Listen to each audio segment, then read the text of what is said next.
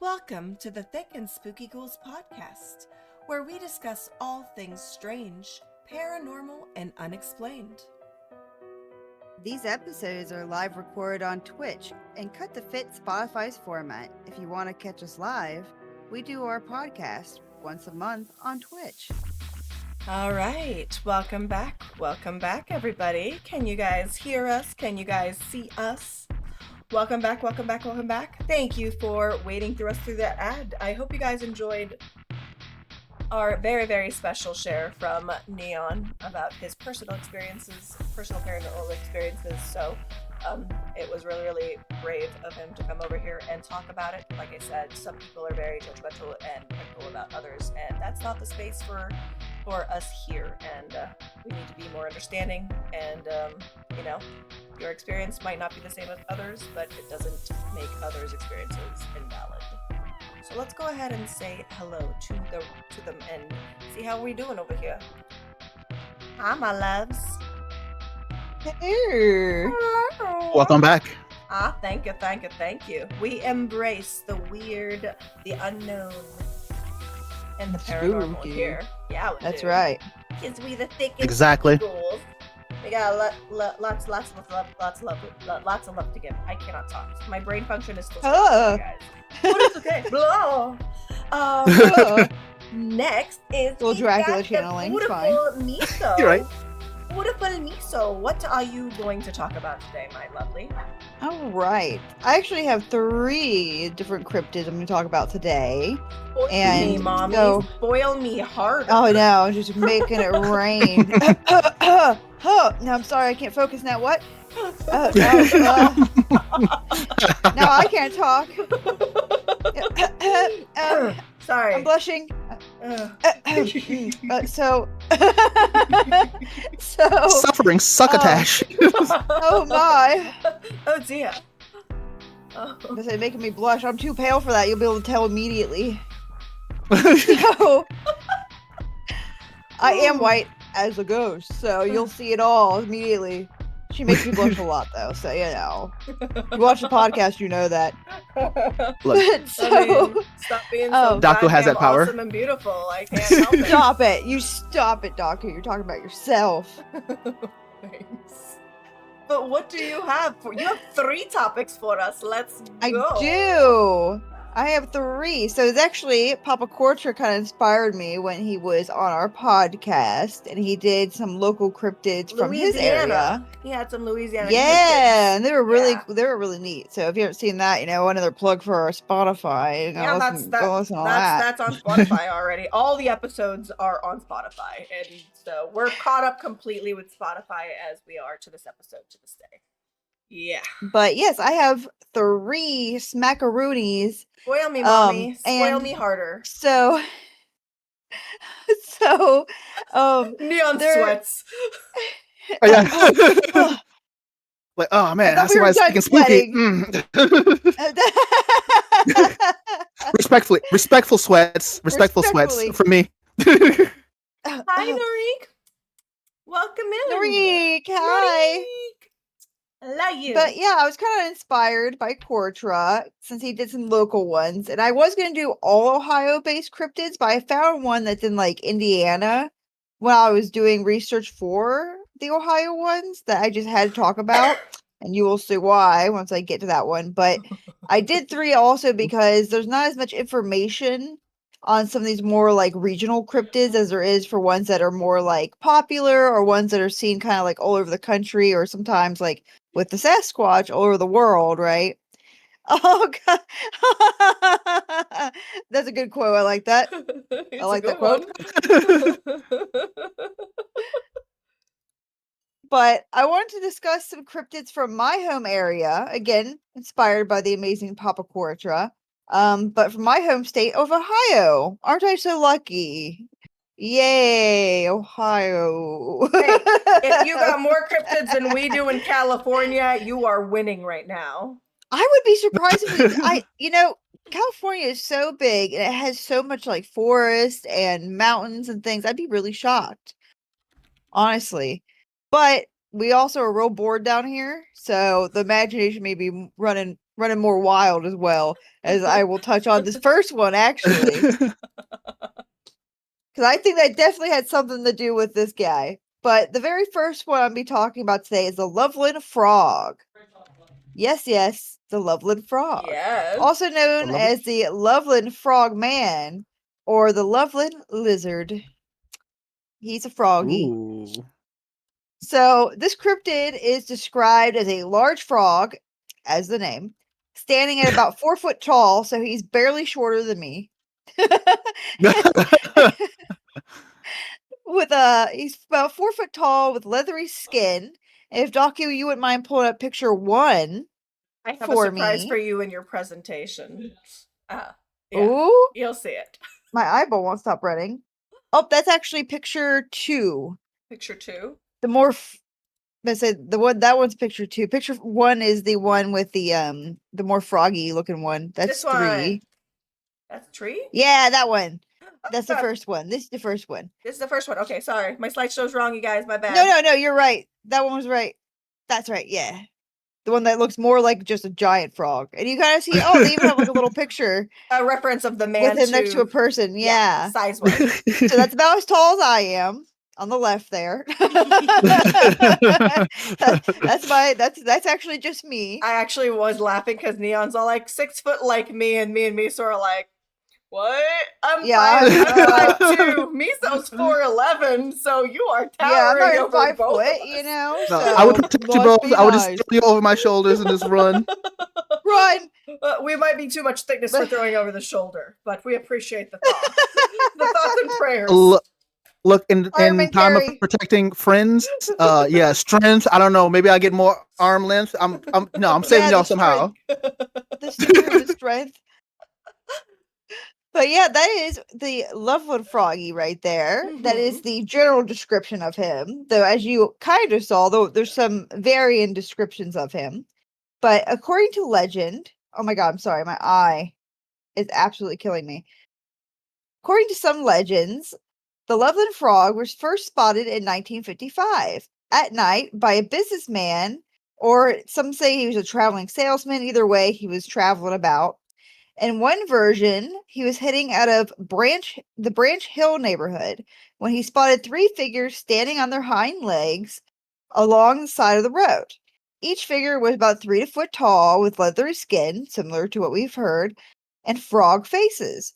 In other versions of this story, the creatures were spotted under a poorly lit bridge, one of these creatures holding a wand over its head, firing a spray of sparks, which is actually there's actually a very funny witness sketch, which Daku, I think you know which one I'm talking about here. He has the wand, the sketchy. This one. The one, yep. That is the witness sketch. So I'm gonna tell you. Okay, so I was saving this, but I love him. It's my kawaii version of the Loveland Frog, and yeah. Hello, my baby. Hello, my honey. Hello, my ragtime gal. Jinx. Oh god. That was for me. So I made that a long time ago, but when I saw her picture references, and I'm all like, well, I'm putting my own pictures in there and surprising her with a little. It's so good. It's so accurate. It's perfect. Oh my gosh. I like his little pink bum. Right? He's so caked up. He's a little sunburned. He's pretty caked up. He is thick. Right. Extra C's. Right. Extra caked up. Oh my god, you hear him clapping before he comes now. Right?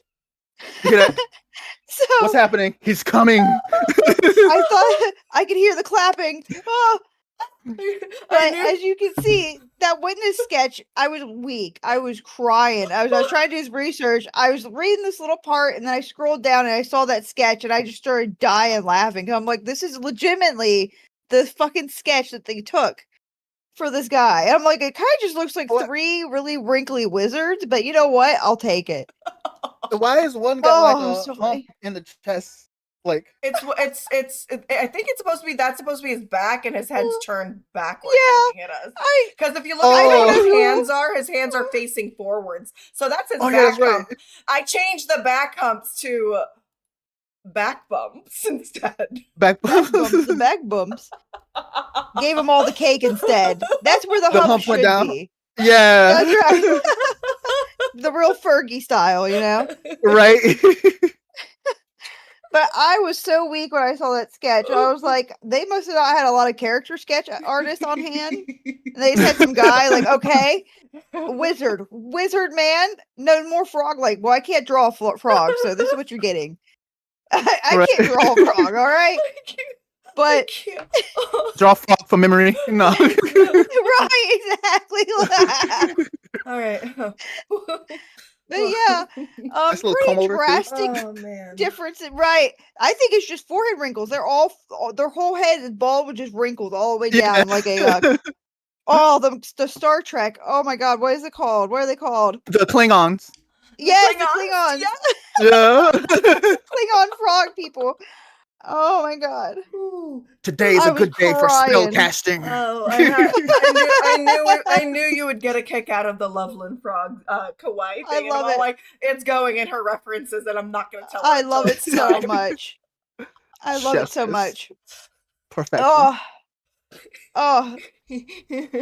But the idea of a frogman with a little wand going and like spraying little fireworks everywhere really got me weak. So I was crying. It had me weak. Really sealed the deal. I had to add a top hat to just like sell the thing. I'm like, it needs a little top hat. It can't. I feel like I need to start a new version of this in Ohio where he has a top hat and he's singing show tunes in the middle of the road. Now, see, I would believe that sketch though, over the wand thing, because I don't know, it feels more real, it feels more like outlandish to the point that it's real. Like, okay, hold on, yeah, right. That's like, kind of scary. Make that up. That's crazy, right? It's far too detailed. Now you guys got to see some of my good artwork. You guys saw my ugly black. It's wonderful. Stop it. To my it was fantastic. Artwork. Oh, but I do love a caked up frog. But yeah, the difference on a Thursday? All caked up on a Thursday for no reason. So good. Oh, okay. But I just could not. Okay, let me stop. I'm sorry. Continue. The differences in the descriptions had me rolling. Because one guy's like, yeah, it was just like a big frog guy. And this guy's like, no, they were frog wizards. Like, what? I do like, I think I prefer the frog wizards, though, because that's just good fun. That's just good fun. Should I change, I want to see a frog should wizard. I change the top hat to a wizard hat, or should I just make a completely different version? Please, with like yes, magician wand and a wizard hat. Yes. I'll make it for you later. Love that. Oh, my God. Oh, that's so good. I love that so much. So I missed you. I love you. I love you. So okay. I just couldn't get over it. Such a good sketch. The artist was top tier. Top tier, great. Okay. But so again, pretty drastic difference in descriptions, right? So I was like, that's weird. That's a weird frog wizard. But so in 1972, the Loveland Frogman legend gained renewed attention when a Loveland police officer reported to a colleague that they had seen an animal that fit the description of the Loveland Frogman. On March 2nd, 1972, at 1 a.m., the Loveland officer Ray Shockey was driving on the Riverside Drive near Tote's Boot Factory in the Little Miami River when the unidentified creature ran across the road in front of his vehicle. As the headlights illuminated the creature, he described it as a 3 to 4 foot tall, 50 to 75 pounds, with leathery skin, saying it was crouched well, like a frog, before it stood up on its hind legs to climb over the guardrail and back toward the river. He even said it left marks from its claws on the guardrail. So 2 weeks after this incident, I do want to point out that the one consistent thing through all the reports so far has been the height. The height is very consistent. Yes, even though one's a wizard and one was just a frog. The height has been very consistent. But about 2 weeks after this incident, a second officer, Mark Matthews, reported seeing the same creature crouched along the road in the same area as a previous officer sighting. Officer Matthew, now none of us can talk. Officer Matthew then shot the creature, very Ohio.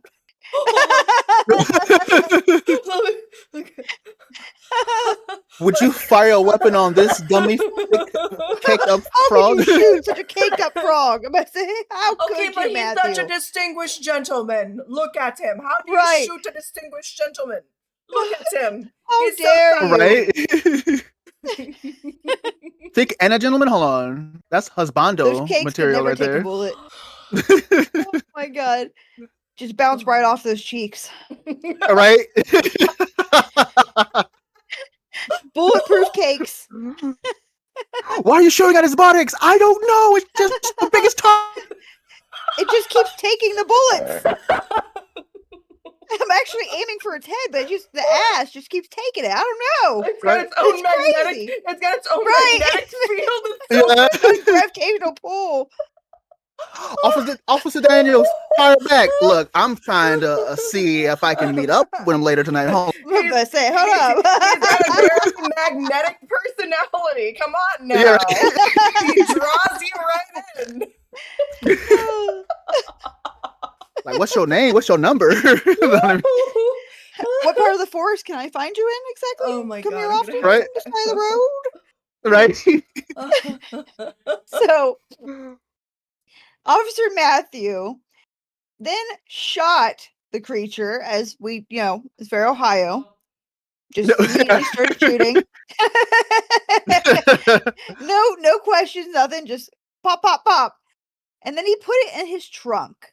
Though once inspected, Matthew said it was actually a large iguana, about 3 foot long, that he hadn't recognized immediately because it had been missing its tail. Matthew showed this alleged iguana to the first officer, the one who had this vivid description, right? Mm-hmm. And said that it left claw marks and all these things. But this first officer saw the iguana and said, "Oh yeah, that is what I saw." They speculated that it must have been someone's pet iguana that must have gotten loose. Matthew also recounted this incident to a book author, but the author then left out the part where he told him it was an iguana rather than a magical frogman. Likely to hype up the tale and to sell his book, but you know what? Magic frogs are way better. I mean, the fact that he didn't admit that would not let this exist to this day because, we would have magic caked up frogs. But can I tell you a secret? Not only is that like a little sunburn on its bum, but it's also like a part where the tail could have detached and it's just discolored because of it. Yeah, dun, dun. Yeah, perfect. Where I make silly artwork, but there's sometimes actual intelligent tan line in them. Little bum tan line. I ran out of suntan lotion, so I couldn't cover the circumference. Right. Which was like, I think I bought the wrong Pokemon game. Or you bought the right one. Right. I think I like the Pokemon game with my cryptids. I'm gonna make a Cryptidmon game. Oh, that's amazing. Be careful. Nintendo will come for you. Hey, Pikachu, I choose you. Trademark on Cryptidmon. TM on Cryptidmon. Yeah, TM Cryptidmon. Oh fuck. Okay, so continue. I will say that iguanas can get very large, like really big. Iguanas can get up to 5 to 7 feet long, depending on the type of iguana. But I will also say, with a tail. I will say, though, that an iguana surviving in the wild in Ohio seems very unlikely. Not impossible during the warmer months, but not very likely outside of that. I also find it very weird that the first officer said that he saw a whole ass 50-pound, 50 to 75-pound creature standing up and jumping over a guardrail, which I don't know, doesn't seem very iguana-like to me. And it looks nothing like the sketch that the first officer gave, which Daku, if you'll pull up the very first one, which is another sketch, it is a sketch that he gave when he first when he first saw this guy. My God, I didn't tell you to go. Sorry, there we go. Now we're good. No, not that one. Go back one. Oh, wait, no, yeah. I'm delayed. This one, yep. So this is the guardrail sketch from the first officer. I gotta say, I don't know about you guys. I've seen iguanas. My mom owned an iguana. That don't look like an iguana to me. It has iguana-like characteristics, I suppose. But that don't look like no damn iguana I've ever seen. It's pretty cute, though. He is pretty cute. He's not caked. Cute. I don't know. He's not caked up enough for me. Oh, sorry. Hold on.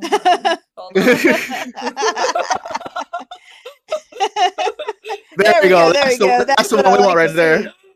Officer, is this the iguana you saw? Right. But this is the sketch that he gave. He claps, we clap. That's right. Oh man. Oh, it's too good. Oh my goodness. Caked up frog is my night.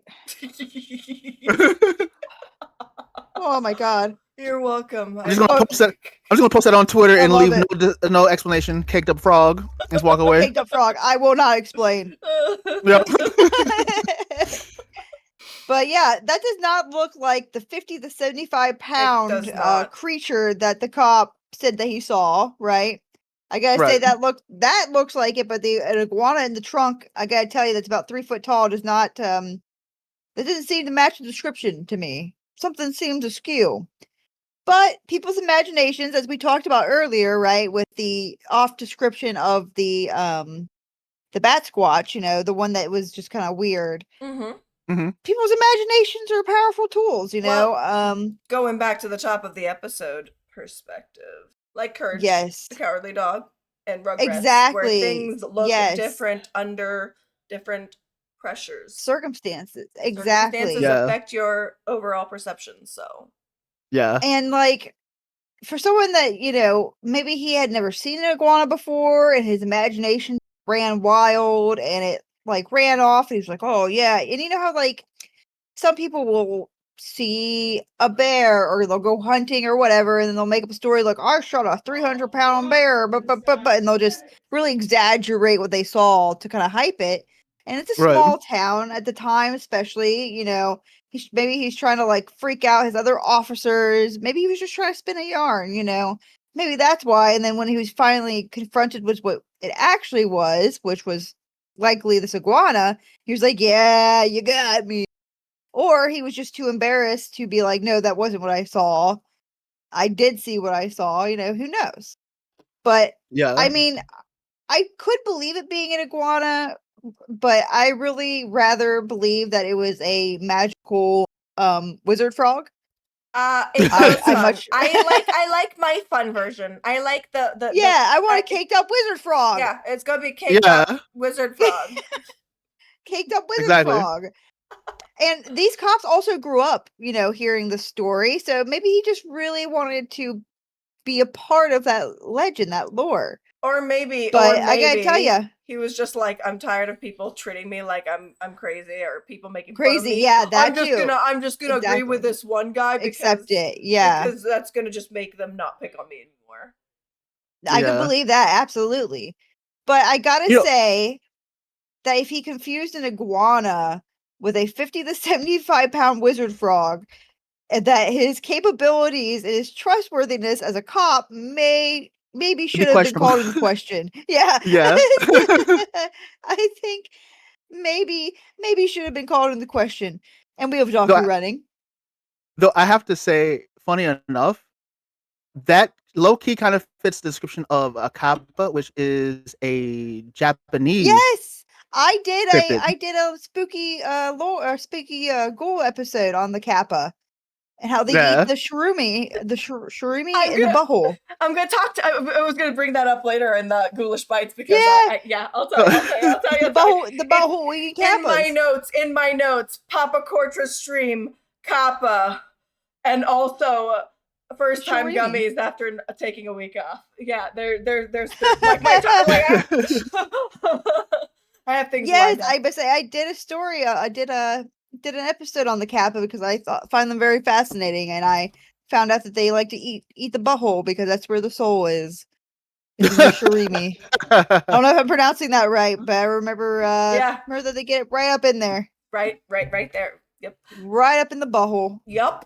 Like groceries. There's actually eating the booty like groceries. We'll talk about Ghoulish Bites for Papa Cortra's channel because I thought it was hilarious. What? Preach, girl. Wait, what? But yeah, the Loveland Frogman really doesn't have many more sightings than that. There was one that was on like the early 2000s, but that one was straight up a hoax. It was completely dismissed because the people even came out and said, "Yeah, we were just fucking around," with some younger people. But I like to believe. Ooh, so this is the energy drink that I discovered in Washington. It's Lotus Energy, and I bought it. And so the way the coffee huts serve them. We'll talk about Ghoulish Bites because Ghoulish Bites. I'm talking about my snacks. Damn it! We'll talk about my snacks and Ghoulish Bites. Note it. Write it down. Oh yes, I'll put Lotus Energy, Ghoulish Bites. Yes, thank you. Thank you.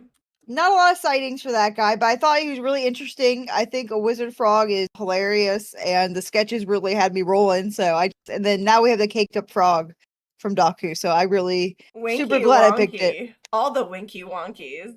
Oh my god! And I don't know if you can tell. I don't know if you can tell, but there's a heart in his eyes too.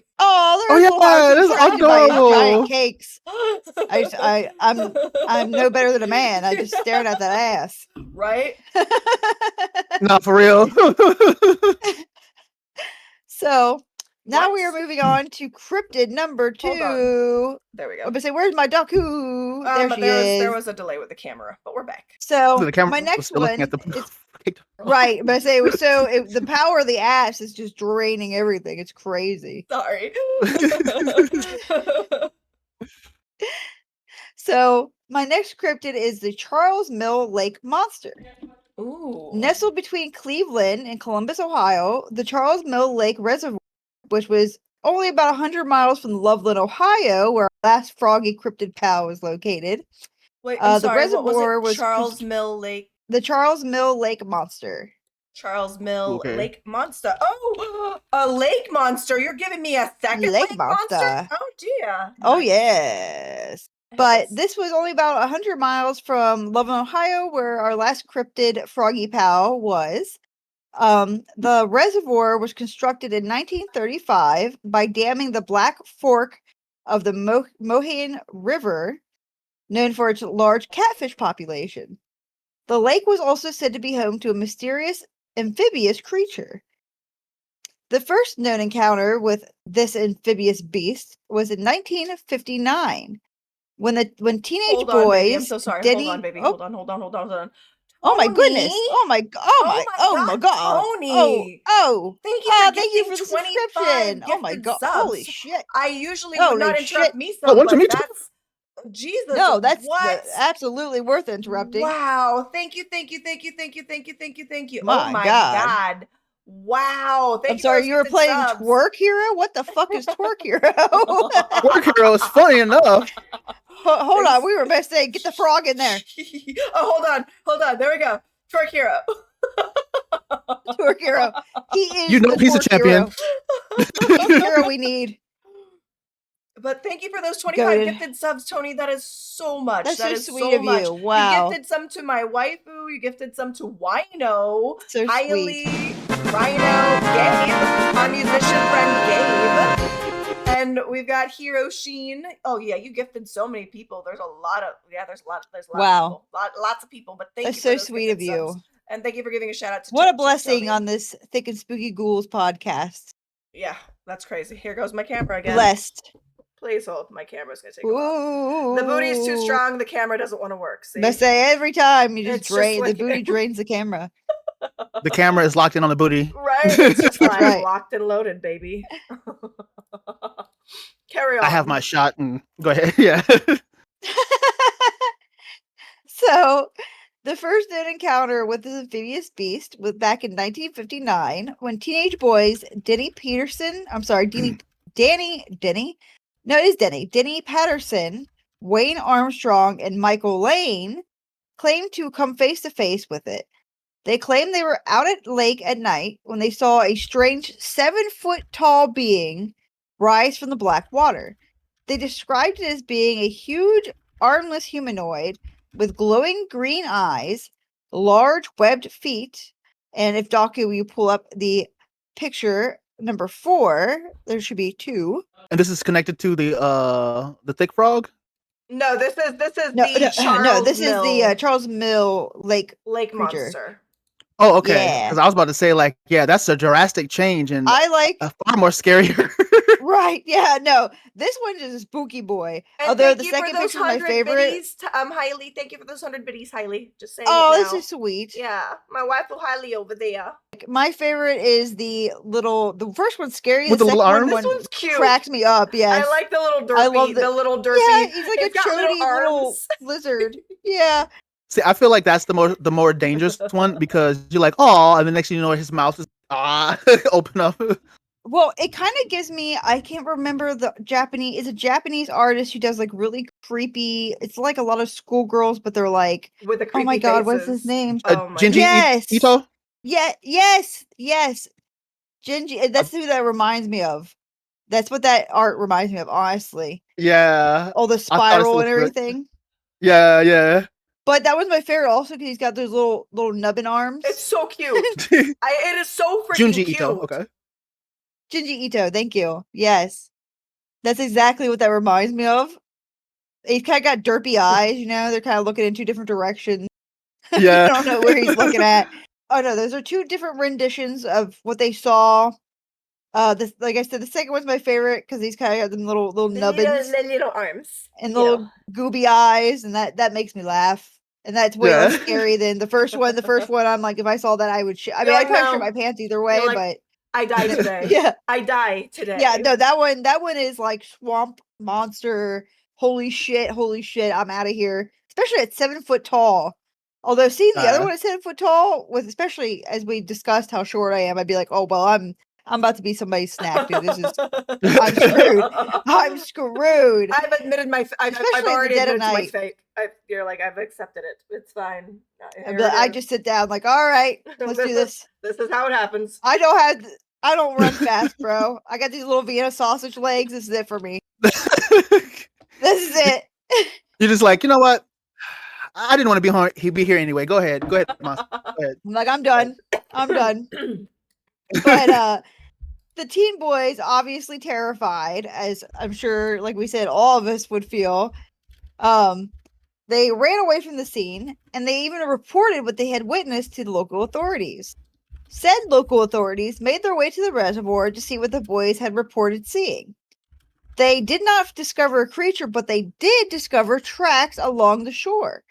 The tracks resembled the foot gear worn by divers, so like webbed, really big webbed, you know how diving flipper things look. Yeah. Like large webbed tracks that look like the web flippers that divers wear. Though they found these tracks, they did not locate the mysterious creature. This creature that was that was said to resemble another terrifying beast with glowing eyes. But these I'm sorry. My notes got off for Ninky. It's so okay. I had to there was fix my another notes creature 3 times in the for my area. turn, so Every time I like to do my notes on my phone sometimes because I'll sit on the couch and use my husband's phone and I'll use my phone. I'll write my notes and I'll port them over to my PC, and for some reason sometimes it like messes them up. It mixes them up, yeah. Yeah, but so there was another creature in the same area that resembled this creature, but this other creature, not the one we were just discussing, not the Charles Lake monster, but another beast with glowing orange eyes instead of glowing green glowing green eyes that the boys had reported. If the boys are glowing green, they are already toast. All right. Right. The monster's like, I'm supposed to be the scary one. What are you? Right. They are radioactive, brother. But Want to reverse real fast. because of its glowing orange eyes, it was simply named Orange Eyes. Not very creative. Not very creative. This creature was a large, hairy, Bigfoot-like humanoid. So not only do we have the Charles Mill Lake monster, we also have Orange Eyes, who, I don't know about you guys, sounds like a Bigfoot to me. It does. It does. Another Bigfoot. But these two creatures have been intertwined throughout the years, which is understandable because they do have some similarities. They're very large humanoid bodies and glowing eyes, but also very clear distinctions between the two. The Mill Lake monster is armless, hairless, amphibious, and has glowing green eyes with webbed feet. The Orange Eyes is more like your stereotypical Bigfoot, large, hairy, two big ass arms, glowing orange eyes, and huge feet. There have not been any more substantial sightings of the Charles Mill Lake monster since 1959. Though people Wow. do say they still discover the strange tracks that resembled huge webbed feet near the reservoir. But I could not find any other legitimate sightings of him. But he's so cute. Since that thing is fucking cracks me up. That one scares me. That one's funny. I think I need to make this into a kawaii cryptid. It's doing Do all it. my You work gotta make for his me. eyes extra googly. I will. Give him the extra googly I'll give him eyes. the biggest set of eyes. I don't want to know where he's ones. looking. That's right. But say I don't know. I don't want to know which direction he's looking in. I want to have to guess. But that is the Charles Mill Lake monster. Again, not a lot of information on him, but I thought that's creepy. I also thought it was very interesting that they have another cryptid in the area, the Orange Eyes. Like, what a quinkydink that you have a 2-for-1 in there. Twofer. A twofer. They're working together. And those cryptids. they very well could be. And the fact that the boys actually went to the police after, right, gives it some legitimacy. Yeah. Like, they were so scared that they actually went to the cops. It's not like they just started telling their friends at school, like, oh, I saw a scary monster. No, they freaked out and they went to go get help because they were so scared. Yeah. I feel like that puts, some more legitimacy behind there. And then the cops saying, like, we found these scary ass footprints. We don't know what they were. Right. But yeah, there has not really been any more sightings. So maybe the creature passed away. Maybe it's not like, it probably has a finite amount of life, like most things on the planet. Who knows? Mhm. Maybe it just moved on to a new location. Very possible. But people do say that they still find giant footprints here and there. So who knows? I would like maybe it just got to better see at a being mold sneaky. of said footprints. I would like to see molds of said footprints. I would like to see pictures of I wish said they would have taken footprints. them, man. Give it to us. Okay. But I say, give me some damn proof, please. It was 1959. They could have done something. Right. They had some technologies. They could have made a cast. They had They really pictures. could have made a cast. Right. Yeah. And they had photographs. They had casts. They were doing it for Bigfoot. God. Hi, Give me some my beautiful evidence. waifu. Hi, Chaz.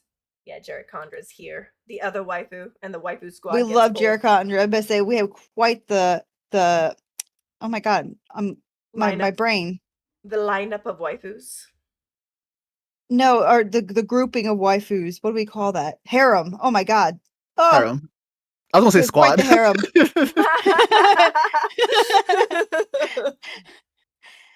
The beauty just made me brain fart. I'm sorry, the frog, the caked up frog is still haunting me. Oh, hold on. Sorry. Hold on. Sorry. So Jericon has Sorry, there you go. Jericondra seen the caked up frog. There he is. I'm sorry, waifus, but this frog is our whole life now. He's actually taking over the podcast. He is the thick and spooky ghoul now. Right. I made him too thick. I've been overpowered. He's too powerful. No. He's seeing a thick and defeated by spooky my own creation. My God. Oh, God. Oh. So we have one more cryptid tonight from me, and it's called the Pukwudgie. Pukwudgie. Hold on. So, you know how I know about this? It's really silly how I know about this, but I know about this. If you do a zoom in on the thick frog and it's like a Pukwudgie, I will lose it. No. So I was really, really into Harry Potter back in the day. I used to have a Harry Potter tattoo. Yes. I had it tattooed over, right? And so they came up with American houses. So you've got Ravenclaw, Slytherin, Hufflepuff, and what am I missing? Oh, the Gryffindors. Gryffindors, Gryffindor, Ravenclaw. And so they had those houses, and that was for their schools there. But here in the United States, they had their own schools. And one of the schools is the Pukwudgie. The other one is the Horned Serpents. Then they had the Thunderbirds, and I can't remember the fourth one. But yes, that's how I know about Pukwudgies, is because of Yep, they Harry do. Potter. They're absolutely featured in Harry Potter. Yep. Yep, that's how I know. Yep. That is awesome. So the Pukwudgie. So again, this one is not specific to Ohio, but I did find it through my research for Ohio Cryptids. It popped up. So when I started looking at it first, I thought it was an Ohio Cryptid. Then it said it was in Indiana, which is pretty close. So close enough for me. But the Pukwudgie is said to have migrated to the Midwest from New England into Indiana, and their lore being shared between different natives. And they've been known to be as close to Ohio as Indiana, which is pretty close. And I found them really interesting and very similar to Fae that we've talked about. And so I had to throw it in here because I was like, dude, there's some crazy similarities between them and Fae. Their name Pukwudgie literally means person of the wilderness. A Pukwudgie is a human-like creature, 2 to 3 feet tall, with pointed fangs filling their broad mouth, with a mix of silky and scruffy hair covering their large heads. Daku, if you wouldn't mind showing the Pukwudgie for me. Oh my God, they're so cute. Okay, are you guys ready? You guys ready for the cuteness? I'm ready. How cute that is. It is so adorable. I mean, they are so cute, but also scary. I would say I find the second one cute. The first one is very goblin. I like goblins. Goblins. No, those, oh man, okay, yeah. That one, the first one looks like menacing. I seen that in a horror movie, I'm not gonna lie. Yeah. And it has a little shiv too, like, oh yeah, nah, I wouldn't mess with. Oh, you do not want to mess with them. That is for The certain. the second one has shoes, bow and arrows. He's the second one's very like wise wilderness cutie patootie. First one's like, Yeah, first one will take your life, the other one will save your life. Exactly. Which is actually pretty funny because yes to both of those things. So they are found in the folklore of the Native American people of the northeastern woodlands. Let me make sure I'm pronouncing this right. I want to have a thing up to help me. The Wampanoag. Hopefully I'm pronouncing that correctly. Okay. According to legend, the Pukwudgie can appear and disappear at will, shapeshift, often appearing to look like porcupines from the back, and half troll, half human from the front. They are known to lure people to their death, use magic, launch poison arrows, and create fires. The Wampanoag people believe that the Pukwudgie were once friendly to humans, but then turned against them. Lore states a person who annoys a Pukwudgie will be subjected to nasty tricks or being followed by the Pukwudgie, causing trouble for them. Known to kidnap people, push them off cliffs, or use sand to blind their victims. They give them the old pocket sand to go, ha! And they blind them. They give them the old pocket sand treatment. Wait, how tall are they? How strong are they? If they can push you off a cliff, they are kidnap you. 2 to 3 foot tall, but they are magical beings. So. Oh yeah, I forgot about that. Yeah. You had the magic strength, tiny but furious. Right. But I mean, it's kind of like leprechaun business, or like trolls, or fae. Even fae are said generally to be pretty small. I definitely believe that they're in the fae family. In my belief, that's what I'm saying. I believe that they're in the fae family. They're so. I think so too. That's why I was like, I have to include. They're so fae-like. So much of what they do is fae related. Like, it's crazy. They have to be. But the Pukwudgie has also been said to be guides and healers to humans they find worthy. Papa Cortra says, "Don't Fuckwudgie with the Pukwudgie." You definitely don't want to Fukwudgie with the Pukwudgie. No, God damn it! You don't Fukwudgie with them, because they will fucking wudgie you up, bro. They will fuck you up. But they're also said to be guides and healers to humans that they find worthy, which again, very fae-like. The fae are not always malevolent. They are also sometimes healers or guides. The Pukwudgie are said to be enemy to the Wampanoag. Can't pronounce it. Thank you, the Wampanoag. Mm-hmm. Anyone that's hearing this, I'm so sorry. Wampanoag. I'm also sorry. They know, if you've been watching our podcast long enough, we're bad at translation. That I can't pronounce things. We can't part pronounce of who things. I am. That's true. Wampanoag. I have a little thing up and I just keep listening to it. Like, okay. Wampanoag. Like, you think you got it, and you're like, no, I don't. And then I forget. I talk about a different part of the thing, and then I'm like, oh no, I forgot how to say it. But they are said to be enemies to the Wampanoag cultural hero, Moshop. Hopefully I'm pronouncing that right too. Moshop is a giant and a hero to Wampanoag folklore. Moshop was said to be so large that his food consisted of whales. He'd throw boulders into because New England, this is where they come from. So New England, there's water, there's he'd throw boulders into the water to make stepping stones to catch the whales. During a celebration, he emptied his smoking pipe and pipe's ashes into the ocean, which created the island of Nantucket. And at one point, he was being bit on his little toesies by crabs, which made him stomp around and left a giant footprint in the ground, which was named Moshop's Rock before Christian missionaries came and renamed it the Devil's Footprint. Very Christian missionary of them to do. Wow. Very classic. Wow. As they do. Yeah. No, it hasn't changed, by the way. Still hasn't changed. Nope. It's a ongoing theme. Somehow we talk about specifically like natives or different cultures, and here come the missionaries coming in and doing missionary things. Yep. The colonizing. Yeah. But Moshop was seen as a provider for the Wampanoag people, teaching them how to fish and hunt. But one story says that the Pukwudgie began causing mischief out of jealousy of the devotion and affection the natives had for Moshop, who exiled them to a different part of North America. And since then, they have been hostile towards humans, taking revenge by killing Moshop's 5 sons, and in some variations, even killing Moshop himself. And I definitely see similarities between Pukwudgies, gnomes, and fairies. Yeah. Mm-hmm. Some stories even talk about them luring children away, which, if you know about fae, stealing children. Yeah. But they specifically said specifically they would abduct unruly children sometimes, returning them only once they swore to behave. So this is kind of like a weird contradiction with the Pukwudgies, that they're not always malevolent.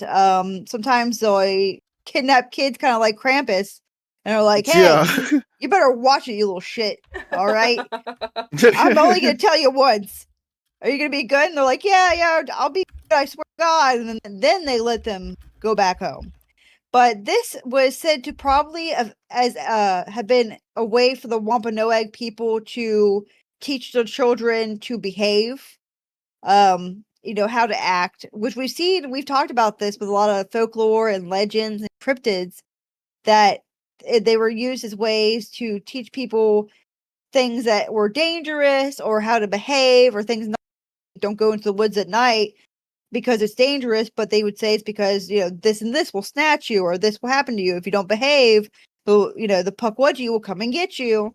So it could have been a way for the Wampanoag people to teach their children how to behave. Yeah. They are also known to have knowledge of herbal remedies, which in some tales they will bestow said knowledge to those who they feel are worthy, which again, very Fae-like. The Fae were also, in some tales are known to teach humans or those they find worthy how to heal or different, magical properties, things of those natures. Where's a So they aren't always mischievous, but from what I read, more often than not, they are at minimum like tricksters, they like to pull pranks, they like to fuck with people. Yeah. But not all the time. Sometimes they're nice, but a lot of times their jealousy or their hate, especially if they think the person is being disrespectful to the land or to others, they will come and they'll fuck with you.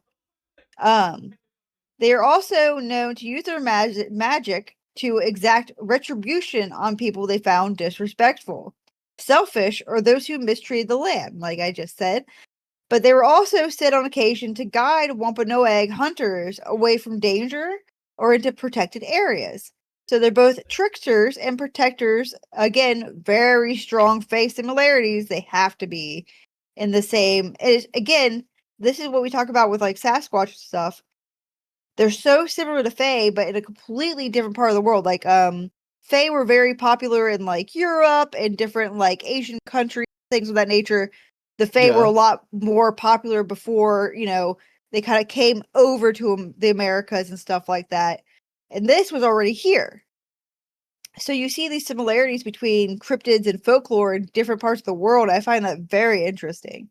How it's kind of, even before communication and, travel was wide, these stories were already all over the world and so similar. Yep. But that's, and I think that's so cool and kind of gives it a little more meat, a little more relevant. Yep. But that, my beautiful ghouls, is all I have for my cryptids today.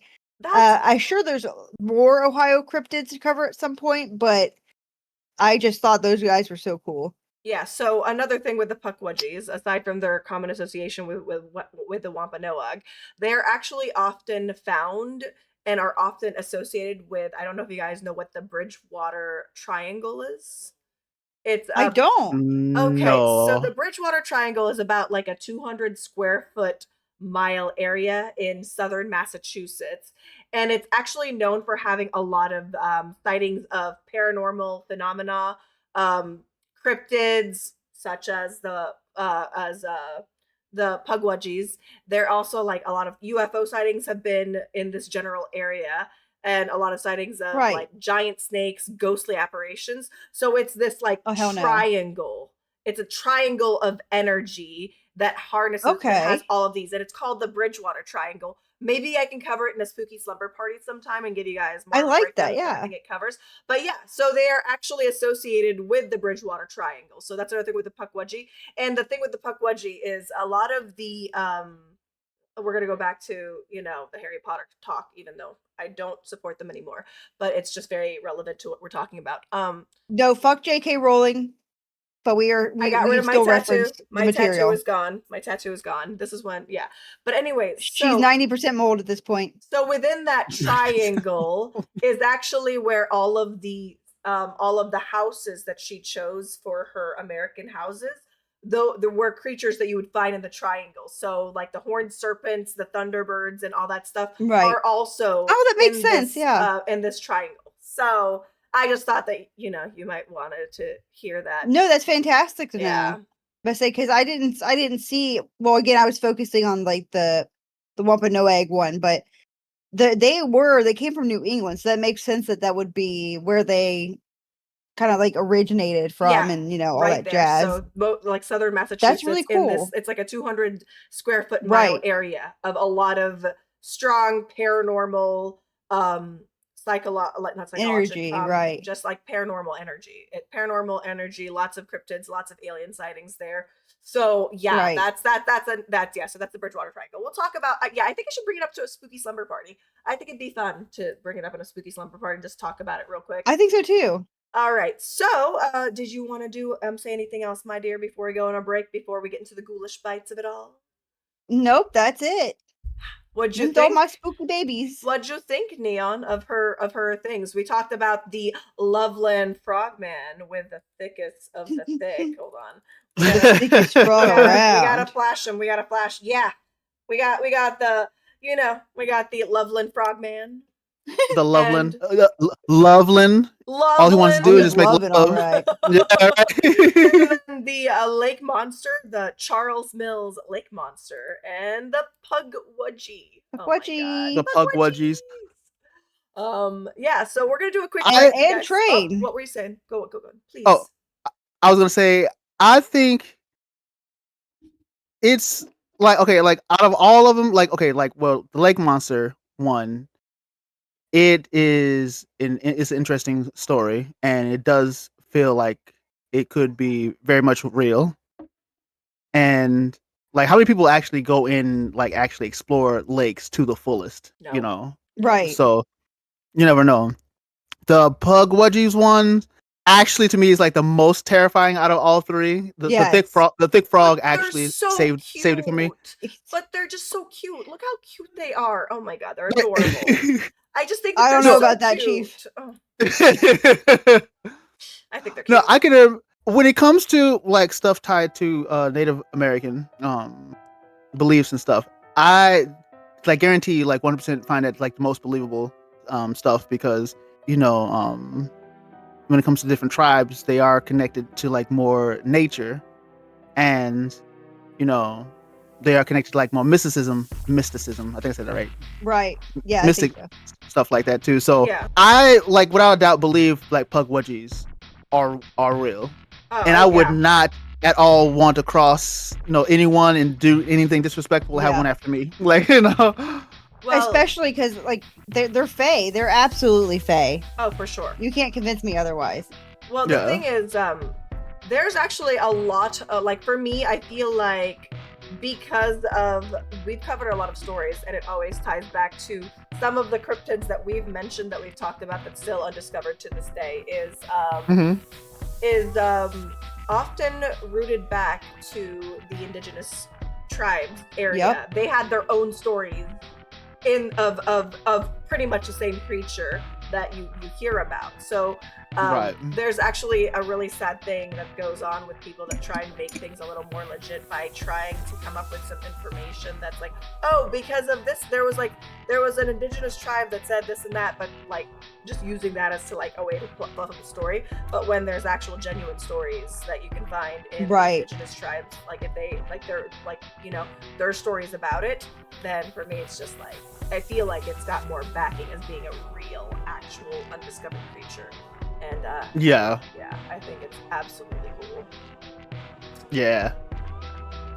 All right, we're gonna do a quick ad, and then we're gonna do the ghoulish bites, and we're gonna talk about snacks and all of our topics. And yes, I have notes, and if you have notes, also get your notes ready for if you have anything you want to talk about in the ghoulish bites. So this will be our last ad for the night. So let's go ahead and get this ad rolling, and I'll see you guys in about 3 minutes.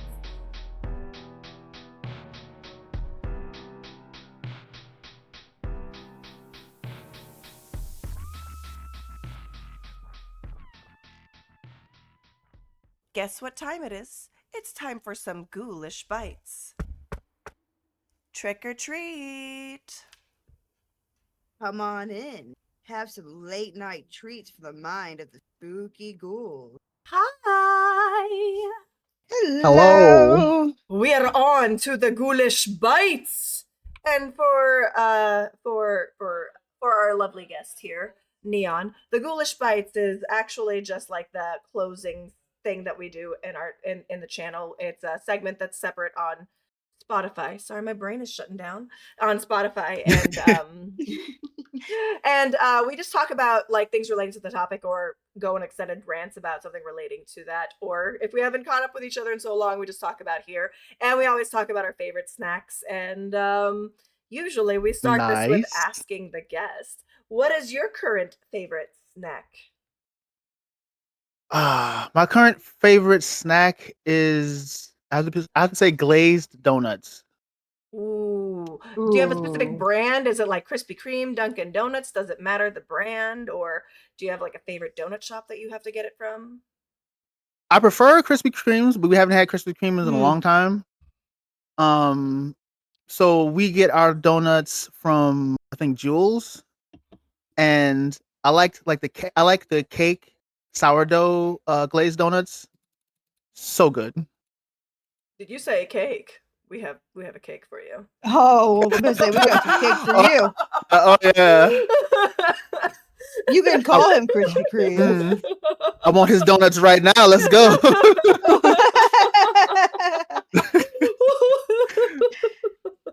Oh, full circle. So snacks is one of my favorite parts of fall. It's when cotton candy comes out. Candy corn, not cotton candy. I do like candy corn, but I love candy corn. I can literally only have like a handful at a time, and then after that I'm just like, okay, it's too much. I can have like maybe 5 pieces, and I'm like, okay, we're good for a little bit, and then come back like I really like the candy corn pumpkins. The pumpkins are the best. They're so good. I mean, they taste pretty much the same, but they're just better. I don't know why. They just are. Excuse me. I haven't had candy corn pumpkin before. I like candy corn. I don't know why people don't like candy corn. It's just actually sugar. Really, yeah. I find it delightful. I enjoy candy corn. It's one of those things that I can only have a little bit of at a time, though. You know, I can't have too much of it. So I feel like a whole bag would be wasted on me because I don't think I'd be able to eat it in enough time before I'm like, I can't anymore. So maybe sugar rush, or it's just for my own health. Like, I feel it right here. I feel it right here where it starts to get like really sticky, and you're just like, oh no. Oh, like a film. Oh, okay, yeah.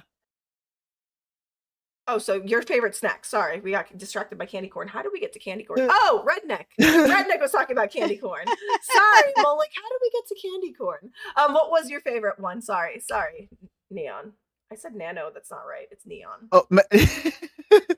Oh, yeah. It's just the sourdough glazed donuts. Yes, we get them. At Ghouls, I believe Ghouls, and yeah, they're really good. I have to actually control myself with eating those because I could go ham and make myself sick. Well, for me, I like the thin Krispy Kreme donuts, like just the plain glazed donuts. But if I'm not careful, I can eat 5 of them without even thinking. So I'm like, I have to like pay attention. Like I'll tell myself 2, and that's it. But yeah, sometimes it's just hard to just like it because it's so good. But then when they give you those donut holes, the jelly-filled donut holes, or the chocolate. Oh yeah. Oh my god. I really want a donut now. You're killing me. Oh man. So good. So that's your current favorite snack. Yeah. So, Meso, what's your current favorite snack, my dear? So my favorite current snack right now, I've been eating better because stupid blood sugar shit. But when I'm being, I found some no sugar. Sugar would actually kill her. I can eat sugar. I shouldn't because I have insulin resistance, so that can lead to diabetes. So I've been trying really hard to not go too ham on the sugar. I still eat a little bit of it because I think if you tell yourself you can't have this thing ever again, more. Yes, and then you gorge it when you do get it. And I have a really bad habit of gorging anyway. So I try not to. But I did find no sugar added. So it has naturally occurring sugar, but it has no sugar added. Klondike bars, and they're really good. And then sugar-free fudge pops, because I do eat fake sugar, and I don't care about the chemicals, guys. I gotta tell you, it's gonna be one thing or another, and I need to have a sweet treat. So give me the fake chemicals. Gimme, put it in my mouth hole. And I also discovered the Alani Nu Witch's Brew energy drinks. Yeah, you So posted a good. picture, which is what my made God. me share my energy drink. Because I was just like, Yes. wait a minute. The sour apple. Oh. They're 200 milligrams of caffeine. I was concerned just be that aware it of was that, a but it's so caramel good. apple. Is it a caramel apple or a sour apple? It's a caramel. It's supposed to be caramel apple, like candy apple, but I don't taste the caramel apple. Oh, I only taste sour apple. Okay, I was 'cause I hoping don't- honestly to get a For little bit some like a reason with caramel taste, but it didn't have it. any kind of like an energy drink type thing, if they start adding flavors like caramel on it, I don't like it. I think I like my energy drinks to be like more fruity and floral than Right. you know, so for me, I like only when you taste sour apple. Yeah, okay. But It do you was so smell good, 'cause caramel? sour apples were my favorite. Because with caramel, the thing is like I don't it's smell the it either. smell. It's got a very it's like vanilla but a little more intense. And so for Right. me, that's like why I don't like it with my energy drinks or like fizzy things. I don't like the caramel flavor Right. because there's a smell that gets added to my palate and I'm sensitive to that smell and it kind of changes the flavor of everything else and I don't like it anymore. So yeah. Right. When I think caramel added to drinks, I think like Pepsi Cola, Coca-Cola for some reason. No, I think it just and like sour apples one of my like literally lemon sour apple, two of my most favorite flavors in the whole fucking universe. Honestly, I love it. And it's sugar free. Hey. But they're very strong, so if you drink them, be aware that they're 200 milligrams of caffeine. All right, so you know. Yeah. Also Is that what zero yours sugar. is too? Mine's a zero sugar. Oh, yeah. to say, yes, zero sugar is my shit. If I'm gonna have sugar, I want to eat my sugar. When I do rarely have it, not drink it. And zero sugar anything, I can't tell the difference. Honestly, like for me, they don't bug me at all. I drink zero thing, so Nice. delightful. Yeah. I'm very sensitive to it. Like, I can't have zero sugar sodas too much. Like, I'm okay with it when it's like when it's cold, but when it gets to like the more room temperature and a little bit warm, I get really sensitive, and then the aftertaste becomes more noticeable for me, and I'm just like, oh, I don't like it. Yeah. Vulgar. Most I can. So I've gotten to the point to where I drink so much zero sugar stuff that sometimes when I go to a restaurant and they give me a zero sugar version of something, I can't tell if they actually gave me a zero sugar soda. So I have Vulgar taste it. I'm like, does this taste like? And he's like, because he hates the aftertaste. He hates the aftertaste of zero sugar. So if he hates it, I'm like, okay, good. They gave me the zero sugar. You're like, are they lying to me right now? Right, please. I'm like, I cannot drink because I mean, if I drink like a huge soda, that's gonna fuck me up. So I'm like, please taste this for me. Man. So that's your current snacks. Yes. Do you have for me, you guys, I'm let's talk about the good before it gets to the bad because I'm really sad because actually I'm already flowing through it. I'm really sad because I'm starting to all of my comfort foods and comfort snacks are starting to not do like taste are like starting to not do what it's supposed to do. You're burning out on them. Like my favorite snacks right now are I'm like I'm really depressed because I've been like whenever I want a snack, I don't know what I want anymore because my comfort foods are no longer my comfort foods. It just changes. And I'm at that point where it just changes and I'm just like so now I got to figure out what my new comfort food is, which I've already started. So one of my comfort foods that I like to do, I do this every once in a while in the morning, is I've been really obsessed with making peanut butter banana honey toasts. So that sounds pretty good. I get like a nice thick piece of bread. Like I buy like the good bread. You know, you've got the bread for sandwiches and you've got like the good bread, you know? Texas toast. The thicker one. No. Like not like more of like just the thicker, better quality bread kind of things, you know? Right. So Becky with the good bread. Yeah. So like, you know, it's like it's the bougie bread, you know? So I've been obsessed with that. So I'd like to I like to toast the bread. Then after that I spread peanut butter. Smooth, creamy peanut butter, not chunky peanut butter. No on chunky peanut butter. Bad. No. So smooth, creamy peanut butter on this toast. And then after that, I take a banana and slice it really, really thin into little tiny coins. And then I lay them on top of the peanut butter. And then after that, I'll take my local honey and then I'll just drizzle a little bit of honey right on top of the bananas.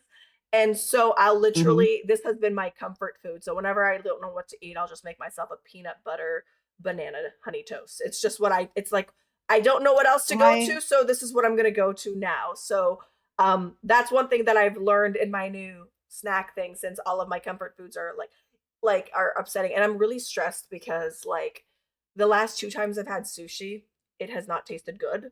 But my husband, but my husband's like, it didn't taste good. Like he also agreed. So it was just bad sushi. Yeah, so it was just bad sushi. Like he just agreed it was also not good. Because for me, I was like starting to panic, like, oh my god, do I no longer love sushi? Am I losing sushi? I was having a crisis, and he's like, no, babe, it did not taste good. And I'm like, okay. All right, everything's all right. Bananas are always a texture for you, and you really don't like sushi. But you and I would not survive in a date, Redneck. If at some point we ever have to go on a date, we would not get along. I'd be like, I can't date you. You don't like any of the food that I like. We can't find a food that we like. You don't like sushi. You don't like bananas. These are my comfort foods. These are my go-to foods. See, what kind of sushi though? Sushi, I like all types of sushi, depending also, like sometimes I just like raw sashimi, or sometimes I like the sushi with the raw on it, or sometimes I like the deep fried sushi rolls and I'm feeling naughty. See, I really love sushi, but my issue is I don't eat raw fish. So all my sushi is like the fake crab or cooked fish, like the cooked tuna ones, stuff like that, because I'm too scared to eat the raw fish ones. I'm too paranoid. That's fair. Shrimp is not raw. Well, you can, if you have anything with shrimp. I do eat the shrimp. I eat the shrimp ones. You do like the shrimp. Okay. And I do eat the I think it might be raw. The eel. I eat the eel sashimi. That's the thing. I think it's sashimi. It might just be. I might try it again. For me, I don't like eel because when you crunch, I like how fatty it is. I don't like the crunch that comes with eel. So I actually, maybe if I order a roll, I might like it, but I haven't eaten a sushi roll with eel in so long because I didn't like the texture of the eel. So it's put me off to sushi, but maybe my feelings changed about it. We'll see. I might need to try some eel again. See, with the eel I've had, now I live in Ohio. So we're landlocked. I don't get like a lot of the freshest ingredients. And that's another reason why I don't eat the raw stuff here, especially. But so the eel I've had has been on top. It's not been inside the sushi roll, so I don't know if that's considered sashimi or not. But it's not been crunchy. It's been very like fatty, almost like very melt in your mouth, like squish, like no crunch into that. So maybe it's just different types or something. Maybe. But it's very good. It reminds me of like fat, and I love fat. I'm weird. I'm a weirdo. Like steak fat. So as long as it's not like the gristle kind. I love it. So in the Philippines, like I liked the pork chops that we would make, but my favorite part about the pork chops is they would always have like the fat and the skin on it, like and then what they would do is they would deep fry the shit out of it. Oh, that sounds so good. So crispy, and then I would just dip it in vinegar and eat it. Oh my god, I am in heaven. I would fuck that up. Oh, it is so good. It is so good. Oh, now I need to buy some pork chops. I love pork chops. When it comes to sushi, oh no, I'm so sorry, Redneck. That is not a way to. Yeah, he's just like she made him eat grocery store sushi. That might affect why you don't like sushi. I'm not saying that all grocery store sushi is bad because I've had some decent ones, from Safeway and from Rayleigh's. Right. But there are some that I'm just like, ugh. It'll do for now. Yeah. It'll do the job. But it's funny that you say you can't have like the fish miso because when I was actively modeling, I took 2 different girls out on dates and both of them agreed to sushi. Okay, we go to the sushi restaurant and I don't understand what it is, but both of them, separate situations, separate things, both of them were vegetarians. and they went to a sushi restaurant with me, and I'm all like, why would you agree to go on a date with me in a sushi restaurant? And they're like, oh, it's fish. And so they're like, oh, I can order from the vegetarian menu. And I'm all like, what is vegetarian sushi? And she's like, oh, they're like carrots, cucumber, tofu, rolled in the rice. And I'm like, oh, so that's how I learned about vegetarian sushi. And I'm just like, my God. How is it in two separate situations? No, thank you. This happened both times. Both of them agreed to sushi, and both of them were vegetarian. I'm just like, why? Why did you guys agree to this? Oh man, maybe they just like, we'll go anywhere. Who knows? But yeah, not for real. Funny. But yeah, what about you, Neon? What about you and sushi? Do you like sushi? I like sushi. We had a restaurant over by us. I always ate the spicy tuna or the salmon or the regular tuna. It's like wrapped up in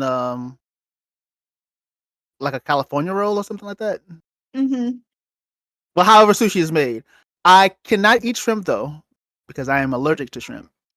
Oh no! Wait, are you allergic to shellfish?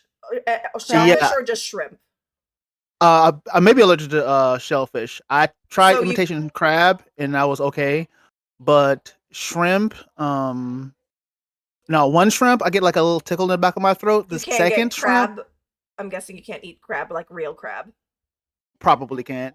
Oh, I wouldn't risk it. I wouldn't risk it. Yeah, tuna. Tuna and salmon are delicious. Salmon is absolutely delicious. Salmon is buttery. So if you ever want, like, salmon is a good choice. Salmon is always the safe choice. Or and texture. Now I will eat up some salmon. I love salmon, but no, like with the second shrimp, my throat will go from like a little bit of scratchy to straight up like raw burning, like I just swallowed nails or something. Oof. And yeah, which funny story. Oh no. I don't think this is going to be very funny if we're talking about you having an allergic reaction. I feel like it's going to be another scary story. I think you're throwing another shock my way. I'm going to tell you the least scary. I'm already scared with the least scary story. Okay, sure. Right. I just like ordered the wrong way. But no, I discovered my allergy to shrimp when we got some like breaded shrimp. And it was spicy. So I ate the first shrimp, little tickle, didn't pay any mind. Second shrimp, it like immediately after I swallowed, it felt like, I swallowed hot lava. And I went to my uncle, I was like, is the shrimp supposed to burn the back of your throat like that? He's like, it's spicy shrimp. But like, no, I think I'm allergic to shrimp because I have no spice. Like I've eaten spicy foods before. Didn't feel like spice. He's like, nah, I think you just like didn't eat it right or something like that. And he convinced me that I didn't. So like a month later, we got some regular shrimp still breaded. Same thing. First shrimp tickle. I noticed. Second shrimp immediately burning. I'm like, nah, I'm allergic to shrimp, so I'm gonna stop right now because I don't know what that third shrimp is gonna do. Oh my God. Damn. Okay. Well, so like that's a way to know. You're like, nope, avoiding shrimp. Yeah. Yeah. Like can't confirm. Can't confirm. Actually allergic. Right. Oh my God. That is so unfortunate. So because I love the shrimp too, I was like, "Oh man, this is so good." My body's like, not good for you though." Shrimp is delicious. Yeah. Shrimp is delicious. Oh my God, I love shrimp. The human body is so much fun, isn't it? It is. Love that. I unlocked a new food. Ha! You have a prize. Allergic reaction. Aside from my banana toast, like I said, I'm struggling to find like something that I like. But one thing I did notice is I made my ramen. I get packets of ramen, but I season them and cook them a specific type of way, which is my way of cooking it, and it's the way my sister likes her ramen. It's the way my husband likes his ramen, and I made because I couldn't find a comfort food, I made that, and I hadn't made it in so long. And I was so happy that when I like the first bite, I was like so happy because I'm like, oh my God, this is so good. This is so good. Okay. This is not gone yet. So yeah, I'm really sad about certain snacks not being snacks that I can go to anymore, but I'm figuring it out along the way. Also, energy drink. I wanted to talk about the energy drink. I'm not sponsored by this. I wish they would sponsor me. But anyway, so when I was in Washington, sponsor Daku. When I was in Washington for vacation, we went to a lot of coffee huts, and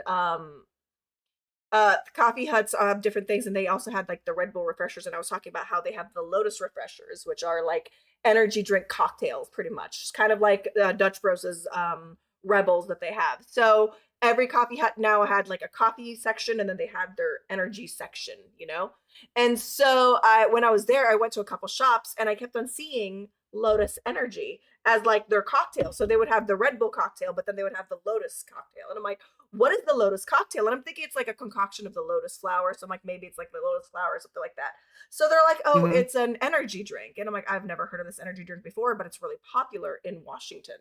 So anyways, I asked if I could buy a can from the lady, and the lady's like, actually we don't sell cans here because we only have the full concentrate.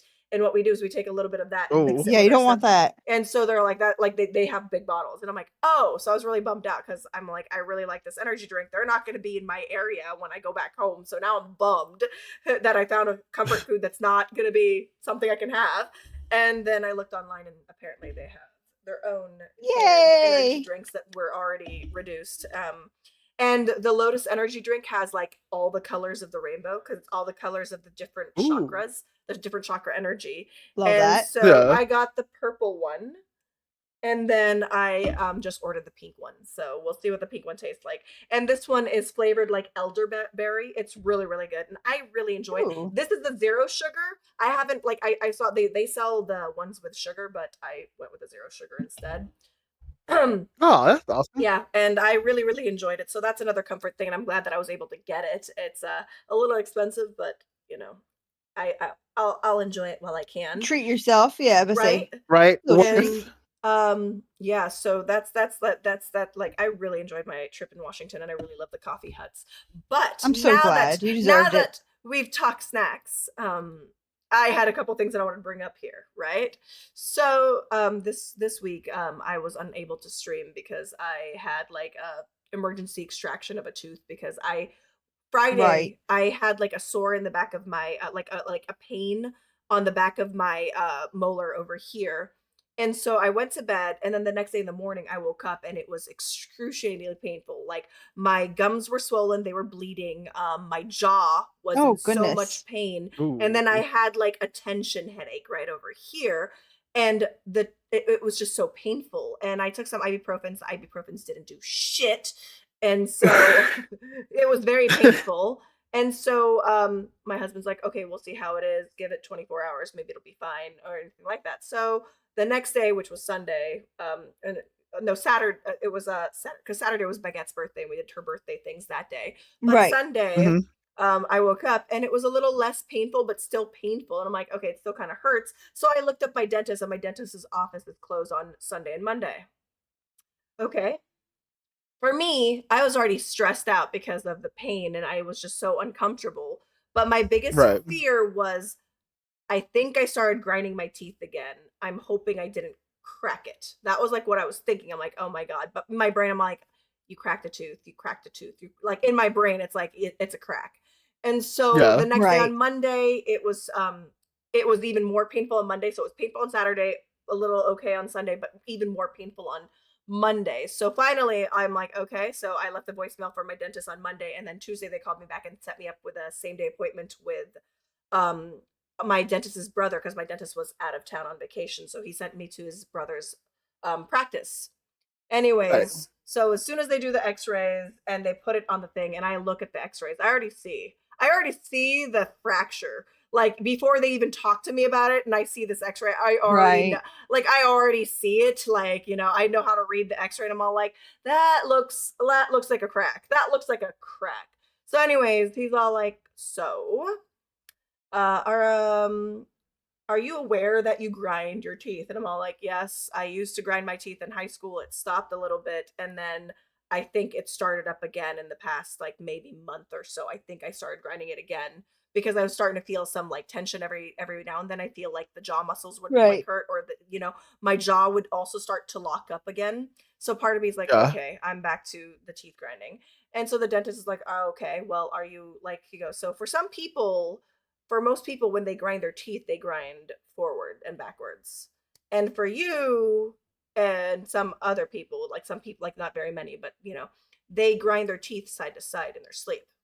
Right. So what had happened is the tooth that was in pain was the one that I had a root canal from high school, all the way back in high school, and I just had the crown replaced on it, right?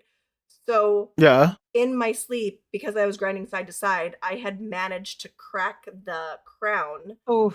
And it wasn't a vertical crack, it was a horizontal crack across the tooth, right? So they had to do an emergency extraction, and they prescribed me with a painkiller and antibiotic, and that made me sick because I was dizzy for like 24 hours, and I wasn't able to eat. But yeah, so that was my week this week was I had to get that so done. Much fun. And so I hadn't partaken in my favorite green flower hobby that you guys know, like, that's just like, it's what I always do. Every single day I come home from work, I take a hit or go and smoke a bowl or, hit the bong. So like this whole week I didn't have any whatsoever. I just had my antibiotics and the painkillers that I eventually stopped taking and replaced with Tylenol because the painkillers were what was making me sick. Anyways, so yesterday on Fridays I play Fortnite with Papa Cortra on his stream, and Papa Cortra and I were hanging out in his stream with a bunch of people, with like I think Supreme Tater Queen and Jonathan were the ones that was there. Mama wasn't there this time, and so I took a gummy right as soon as I got home yesterday, and I got him to stream and started streaming with Papa Cortra, right? Oh goodness! And I hadn't like partaken so long that I was extremely baked rather quickly, faster than I expected. And so I started talking about that, and we were landing in one of the zones, and one of the zones that we landed in is the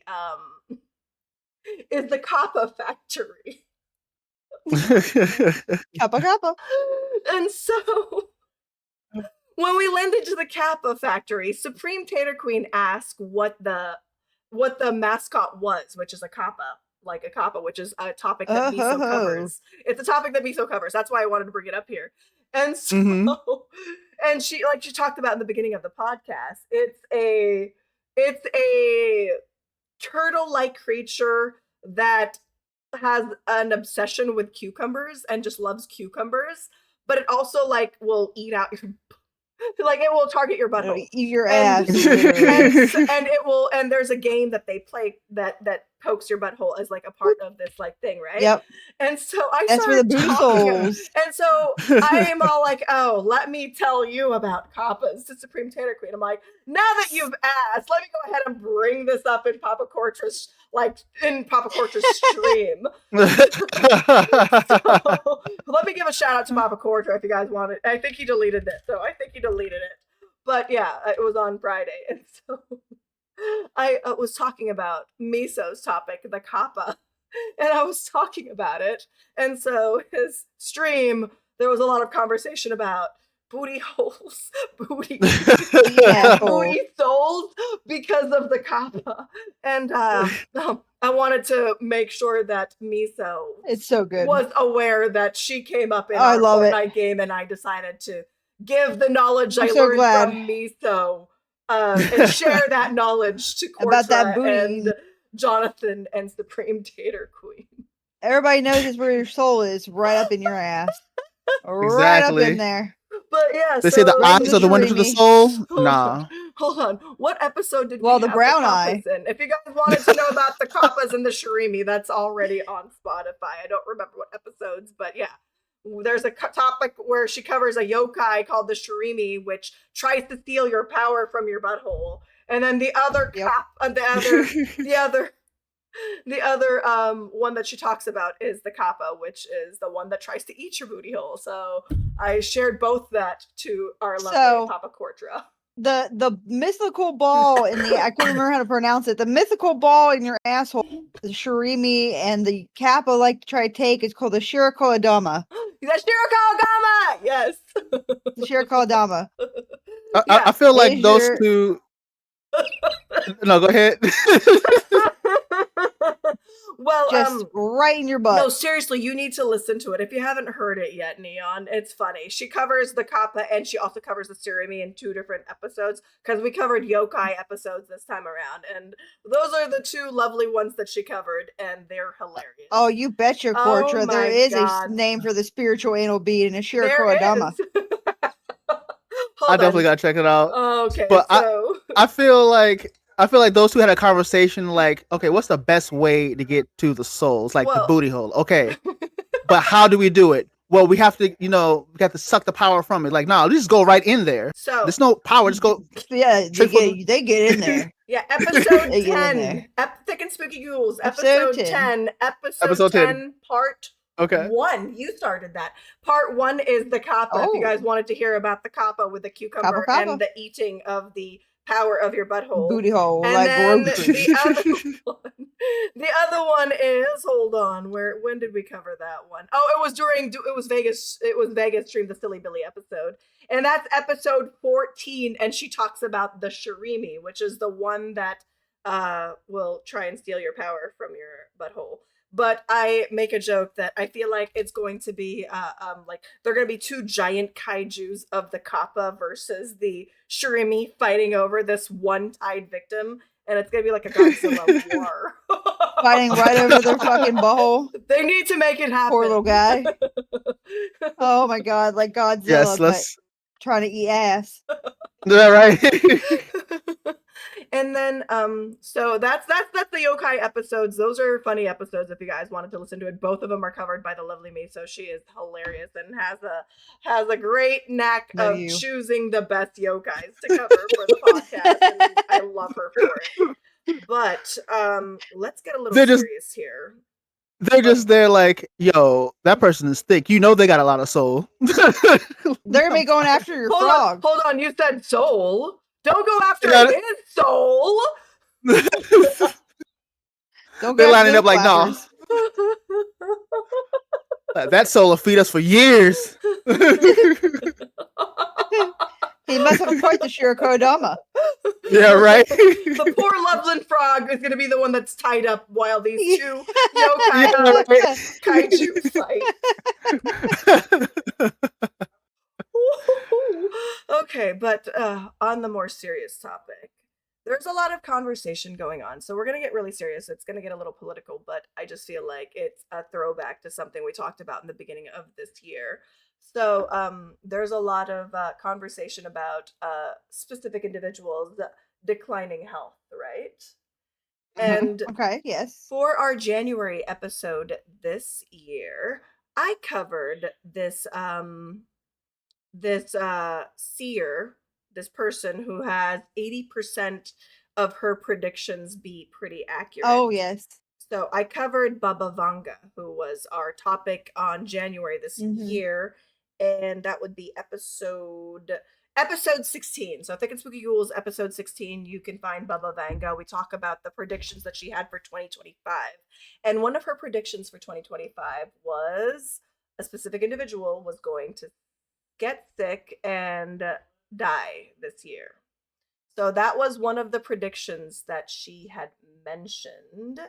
And I just wanted to, maybe just bring that back up as a topic of like curious Don't fail us now. interest. I'm just doing a little touchback on like the predictions that they had. Another prediction that they had is like, we were going to have first contact with the unknown life during a giant sporting event. But these are predictions that she said, so they could be very visual interpretations. Like one of her interpretations was two steel birds attacking the Twin Towers, and she predicted that long before we had 9/11 happen. And so some of her predictions are literal, and some of them are very much like more descriptive, right? And so a lot of people are learning that octopus are a lot more intelligent than we give them credit for. Like there's like a bunch of scientists that are discovering like the actual intelligence of octopi are octopus, incredibly showing intelligent. some very, very things. So I'm just like, it might not be a thing from up there, but some people say that the aliens aren't up in the sky, but they're in the water. And Right. yeah, so who knows? Maybe the first contact might be us learning more about Boy. the octopi. So I just thought that it was kind of interesting because I was paying attention to, like I said, I've been doom scrolling nonstop, you guys. I've been doom scrolling, Right. and in my doom I feel scrolling, that. like I'm thinking back about what I've learned as her predictions for 2025, being a little bit alert, looking for different signals that might be that, and I'm just like, If I have a so, quarter to throw in the wishing well, yeah. yeah. And one of her other predictions is, it's even scarier, is one of her other predictions, she said that the last United States president was going to be, who was it again? Hold on, let me see if I can find my notes about it. But it was, I think, supposed to be Obama. And with everything going on right now and how people were blaming certain things happening on certain people's terms, but really certain things happened during somebody's terms, but it flowed into that person's term and they're blaming it on that person, kind of thing. Anyways, so one of her predictions was that where is it? I'm sorry, I'm trying to find my notes real quickly. There we go. That the United States would not have a president, an actual legit president after a specific president. And she said that, hold on, which one is it? 2025 predictions. See, I have my notes for this because I thought it was interesting. Like I said, I've been paying attention to the news. And I just feel like I wanted to share that knowledge in our spooky segment, just so, give people a little bit of a little throwback here, a little throwback. So You're giving me hope. yeah. So she said that the last actual president of the United States would be the 44th president, and she said that would be the last U.S. president. And who knows, that might have already come true.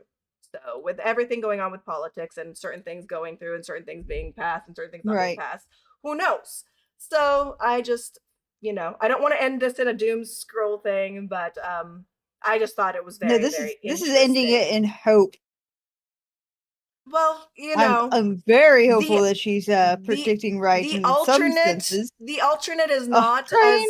the alternate is not as good of a choice, so I am scared of both. Like whatever happens, I'm still scared, But we shall see what happens True. in the politics. But That is what fair. did you guys think of that? Like the fact that I know that you weren't here for that, but yeah, I talked about Baba Vanga, who was a seer, and she was a seer who had 80 to 85% of her predictions come true. And some of her predictions for 2025 was quite a few of those things. And so with me paying attention to what I've been paying attention to and being in oh my god, train, the world that I am, it's just in the interest that I am in, I just thought it was a very interesting thing. And I'm like, well, I should talk about Baba Vanga again, just remind people that, maybe look up her predictions and be a little more aware of what might be.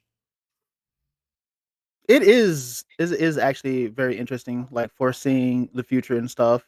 I had that happen one time where I like saw a place that I was going to travel to, and then it took a few times, but it hit like deja vu, and I was like, "Wait a minute! I dreamt about this place here. What?"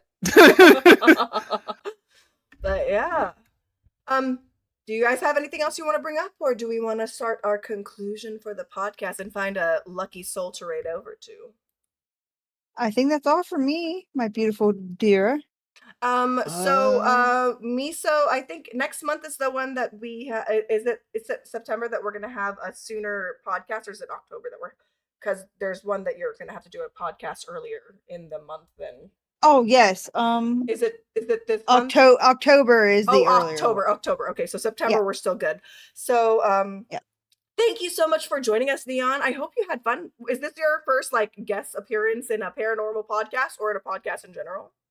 This is definitely my first guest appearance on a paranormal podcast. Actually, it's my first appearance on a podcast, so nothing about it.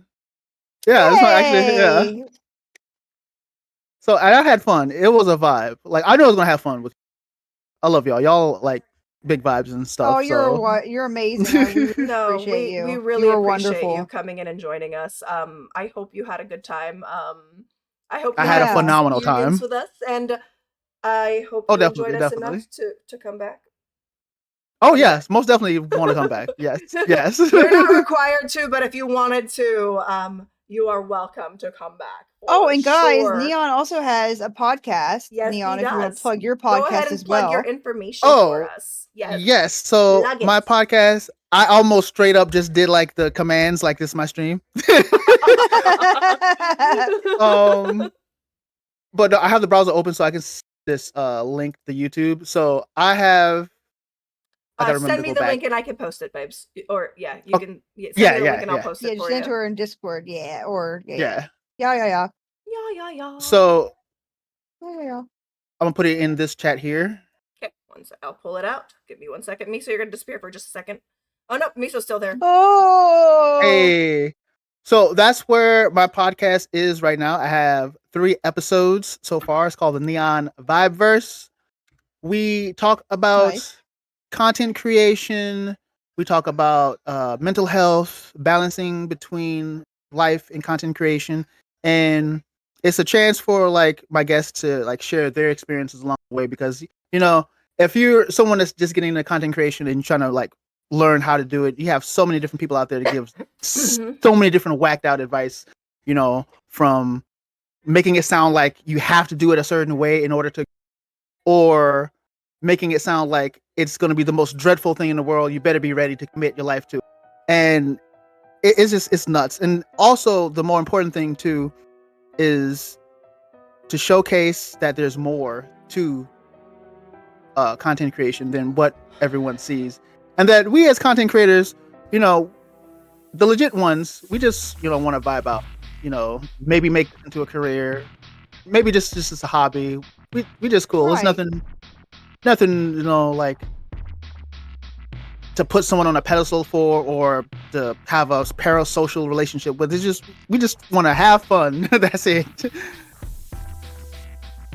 So I love that. Well, we appreciate you again, and you did invite us to show up in your podcast. So you did fantastic. Yes. You'll see us in his channel. I don't know. Are you doing individuals, or are you going to have both of us? Are you going to do 2 separate episodes with each of us? I would love to have y'all both.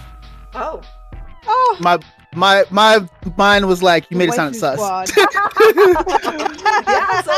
We'll end up being in his channel. So we're gonna set up whenever we can do the podcast with him there. So we'll be in his channel for an episode as well.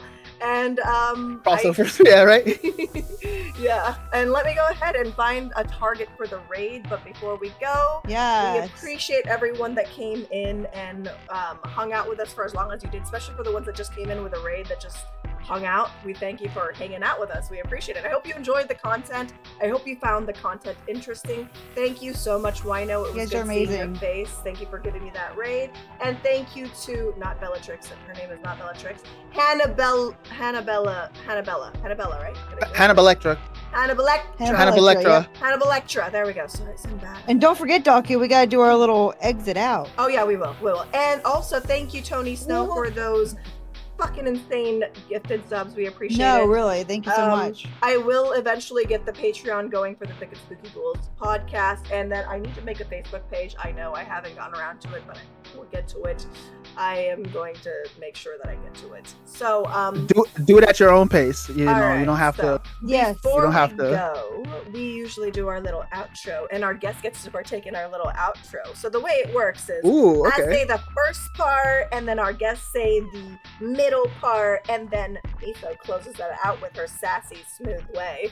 And so I say, we'll stay thick, and then our guest will be the one that says, and then Meso goes, you stay spooky. Yeah. So. Okay, I'm ready. I'm ready. All right. We're really bad at getting this the first try. We tend to make a mistake quite often with this. So, all right, we're gonna try. Okay, so I'm gonna start. You ready? Okay, you guys ready? We got this. I'm ready. All right. I'm ready. You guys ready? All right. We'll stay thick. And you stay spooky.